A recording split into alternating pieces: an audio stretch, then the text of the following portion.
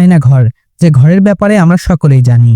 সেটি শুধু ঘর নয়, বরং সেটি ছিল বাংলার মানুষের জন্য অত্যন্ত জঘন্য একটি স্থান, যে স্থানে বসে নিরপরাধ মানুষদেরকে অত্যাচারের পর অত্যাচার করা হয়েছিল। কিন্তু এই আয়নাঘরের মতোই বিশ্বের কিছু জায়গায় এমন জেলখানা রয়েছে যেখানে কয়েদিদের প্রতি বর্বরতার সীমা ছাড়িয়ে যায়। এমন একটি জেলখানা রয়েছে যেখানে মেয়ে কয়েদিদের প্রতিদিন 3 বার ধর্ষণ করা হয় এবং যারা প্রতিবাদ করে তাদেরকে অমানবিকভাবে নির্যাতন করা হয়।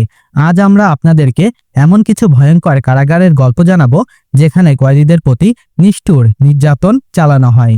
কিছু জেলখানায় কয়েদিদের অত্যন্ত কঠিন পরিস্থিতিতে রেখে শাস্তি দেওয়া হয় এবং এমনকি তাদের মৃত্যুর পরে নির্মমতা থামে না। উত্তর কোরিয়ার একটি নির্দিষ্ট কারাগারে কয়েদিদের খাবারের পরে পশুর মূত্র পান করতে বাধ্য করা হয় এবং তাদের দৈনিক শুধু একবার খাবার দেয়া হয়। এই সব ভয়ঙ্কর বাস্তবতা সম্পর্কে বিস্তারিত জানতে ভিডিওটি সম্পূর্ণ দেখুন। আজকের ভিডিওটি অত্যন্ত তথ্যবহুল এবং উদ্বেগজনক হবে। তাহলে চলুন শুরু করা যাক। কালো ডলফিন কারাগার। কালো ডলফিন কারাগার সাধারণত অত্যন্ত মারাত্মক অপরাধীদেরকে রাখা হয়, যেমন সিরিয়াল কিলার, ধর্ষক এবং অত্যন্ত সাহসী অপরাধী। এটি রাশিয়ার সবচেয়ে কঠোর নিরাপত্তা কারাগারগুলির মধ্যে একটি।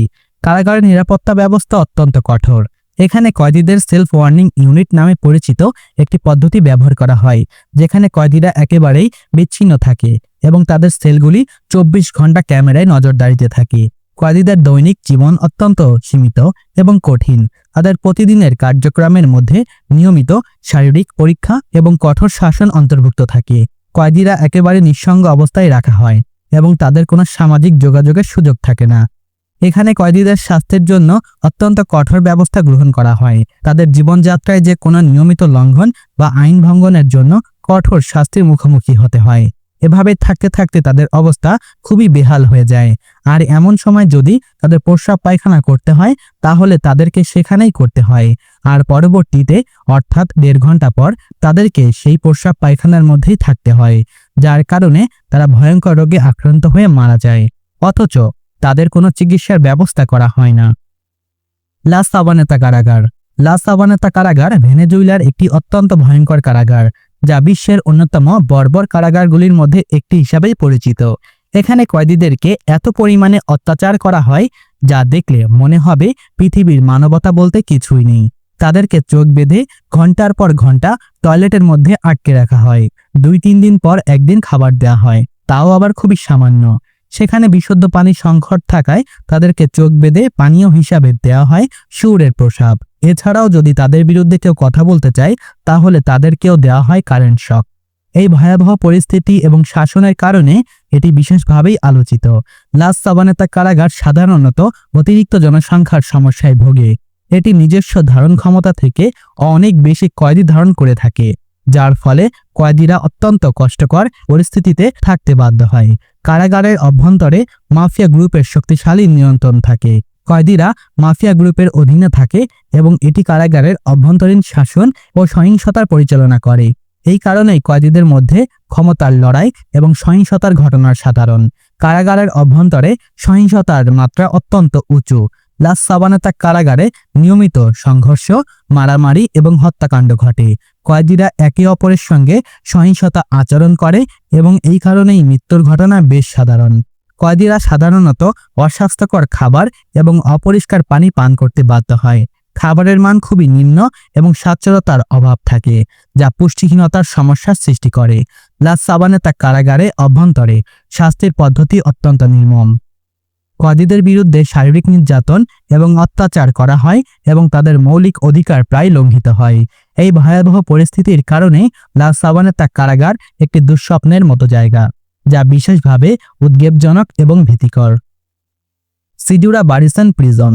এখানকার কয়েদিরা এতটাই ভয়ঙ্কর যে এখানকার স্টাফরা পর্যন্ত তাদের সাথে কথা বলতে ভয় পায়। এখানে এমন এমন গ্যাং রয়েছে যারা নিজেদের শরীরে ট্যাটু করে তাদের প্রতীক বা চিহ্ন লাগিয়ে রাখে, আর সেই ট্যাটু যার শরীরের মধ্যে থাকে তারা অন্য সাধারণ কয়েদিদের ওপর নির্মম অত্যাচার করে, তাদেরকে ইচ্ছামতো যে কোনো কাজ করায়। এমনকি যারা গে তারা জেলের পুরুষ কয়েদিদের সাথে জোর করে যৌন মিলন করে।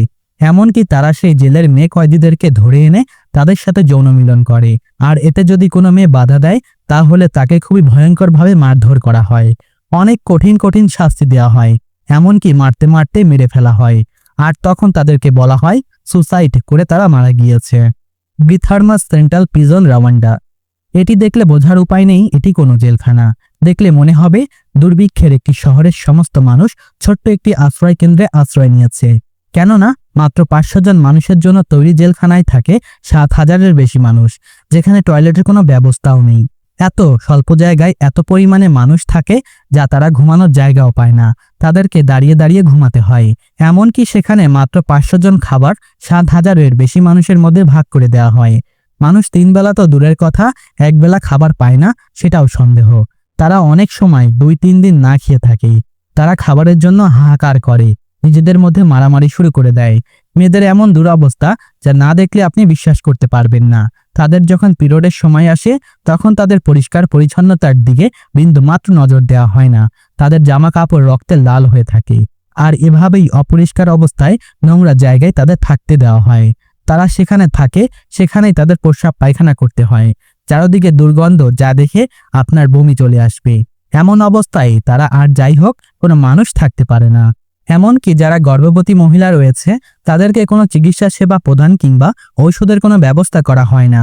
এমনকি সেখানকার অনেক মহিলা বাচ্চা জন্ম দিতে গিয়ে চিকিৎসার অভাবে জেলের মধ্যেই মারা গেছে। অনেকের বাচ্চা হওয়ার পর সে বাচ্চা অসুস্থ অবস্থায় চিকিৎসার অভাবে সেখানেই মারা গেছে। শুধু তাই নয়, যেখানে মা 2-3 দিন পর একবার খাবার পায় সেখানে একবার চিন্তা করে দেখুন নবজাতক বাচ্চা মায়ের কাছ থেকে দুধ কিভাবে পাবে। দুধের অভাবে ক্ষুধায় অনেক বাচ্চা জেলের মধ্যেই মারা যায়। এতটা নির্মম আর ভয়াবহ অবস্থা যা ভাষায় বর্ণনা করার মতো নয়। ডিআইইউ প্রিজন ভারতের একটি আইল্যান্ডের মধ্যে তৈরি হয়েছে এমন একটি জেল যেটি চারদিক থেকে সমুদ্রের পানি দিয়ে ঘেরাও করা।